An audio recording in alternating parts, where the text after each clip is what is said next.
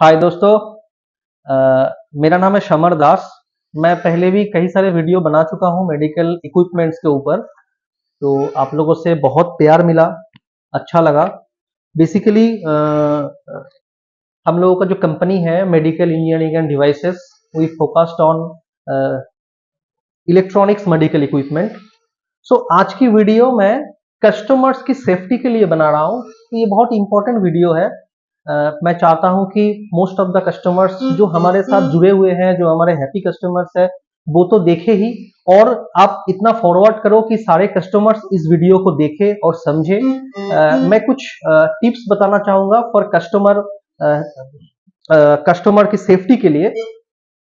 तो बेसिकली मैंने लास्ट 12 साल में मेरी जो एक्सपीरियंस रहा है, मैंने जो देखा है, बहुत सारे कस्टमर से मैं मिला हूं और जगह जगह पे गया हूं। तो जो फीडबैक मैंने देखा है कि बहुत सारे लोग ऐसे हैं मार्केट में, आज की डेट में मेडिकल फील्ड में ऐसे बहुत सारे लोग हैं जो बहुत सारे कस्टमर्स को ठगते हैं। बहुत सारे कस्टमर्स को वो पैसे लेते हैं, टाइम पे माल नहीं देता है, और फिर कस्टमर कंप्लेन करता है कि भाई ऐसे तो डीलर्स आते हैं और पैसा लेके चला जाता है, सही टाइम पे माल नहीं देता, सही माल नहीं देता। तो ये सब से आप कैसे बचे? तो मैं कहना चाहूंगा कि दोस्तों, अगर आप कस्टमर्स हो, अगर आप कुछ खरीदना चाहते हो मेडिकल इक्विपमेंट पे, तो आपको भी कुछ चीजें फॉलो करना पड़ेगा। तो वही चीजें मैं आपको आज बताना चाहूंगा। दोस्तों देखिए, आप एक चीज को ध्यान पे रखिए। अगर आप कुछ खरीदने जा रहे हो, आपका पैसा इन्वेस्ट होने जा रहा है, तो आप कुछ चीज को ध्यान पे रखिए और कुछ चीज आप करिए। तो पहला नंबर मैं जो बताना चाहूंगा, आप जिससे भी सामान खरीद रहे हो, जिससे भी मेडिकल इक्विपमेंट आप खरीद रहे हो, तो पहले आप जांच कर लो कि उसका ऑफिस कैसा है। उसके पास आप उसका ऑफिस में विजिट करो। मार्केट में बहुत सारे लोग ऐसे हैं जो खाली एक बैग लेकर निकल जाते हैं मार्केट में और बोलते हैं कि मैं ये हूं, मैं वो हूं, डिस्ट्रीब्यूटर हूं, और आपसे पैसा ले लेता है और आपको सही माल सही टाइम पे नहीं दे पाता, सर्विस भी नहीं दे पाता। तो आपको पहले जो काम करना है कि आप जिस डीलर से भी खरीदने जा रहे हो, तो उसका एक बार ऑफिस आप विजिट करो कि उनका एस्टैब्लिशमेंट हो, उनका बहुत सारे स्टाफ्स हो, सब कुछ एस्टैब्लिशमेंट हो, ताकि आपको भी एक भरोसा आए कि नहीं, मैं एस्टैब्लिशमेंट को पैसा दे रहा हूं। दूसरा चीज मैं बताना चाहूंगा कि उसके पास अपना खुद का सर्विस सपोर्ट होना चाहिए। Must the dealer should have good service support. क्योंकि देखिए, कई बार ऐसा बहुत होता है कि मान लीजिए आप कोई ब्रांडेड प्रोडक्ट खरीद रहे हो, बट किसी लोकल सप्लायर से, अगर सप्लायर के पास अपना खुद का सर्विस स्टेशन नहीं होगा, अपना खुद का सर्विस का पार्ट नहीं होगा, तो वो कंपनी का सर्विस के ऊपर हमेशा आप डिपेंड नहीं कर सकते, क्योंकि कंपनी के पास बहुत सारे सर्विस इंजीनियर नहीं होते हैं और टाइम टू टाइम और बहुत फास्टली वो पहुंच भी नहीं पाते हैं। तो आप ये इंश्योर करो खरीदने से पहले कि उनके पास अपना सर्विस सेंटर है कि नहीं। और सबसे इंपॉर्टेंट चीज ये, जब आप देख लो कि उनके पास सर्विस सेंटर आपका हो जाए, फिर आप देखो कि ऑथोराइजेशन, मोस्ट इंपॉर्टेंट पार्ट। आप कोई भी चीज खरीद रहे हो, कोई भी आप मेडिकल इक्विपमेंट ले रहे हो, क्योंकि मेडिकल इक्विपमेंट पे सर्विस, आफ्टर सेल सर्विस और ऑथोराइज सर्विस, ये बहुत इंपॉर्टेंट होता है। तो आफ्टर सेल सर्विस और ऑथोराइज सर्विस के लिए आप हमेशा देखो कि उसके पास सही ऑथोराइजेशन है कि नहीं। आप कोई भी प्रोडक्ट खरीद रहे हो, कोई भी डीलर से, आप उनसे पूछो कि आपको जो कोटेशन दिया जाए उसके साथ मस्ट एक ऑथोराइजेशन लेटर दिया जाए।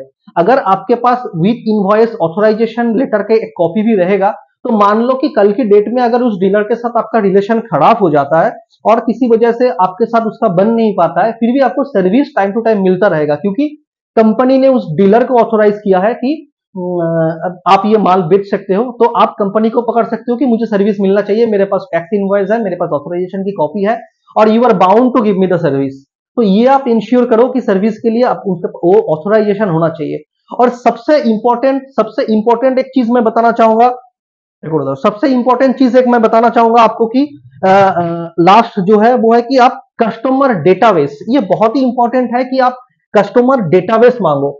जो भी आप खरीदने जा रहे हो, आप उस डीलर को बोलो कि आपका एटलीस्ट 10 कस्टमर्स मुझे ऐसे नंबर दो जिनके पास आपका मशीन इंस्टॉल्ड है और वो हैप्पी कस्टमर्स है। क्योंकि सब लोग ना एक ही बात कहेंगे आपको कि मैं बहुत बढ़िया हूं, मेरा कंपनी बढ़िया है, मेरा प्रोडक्ट बढ़िया है।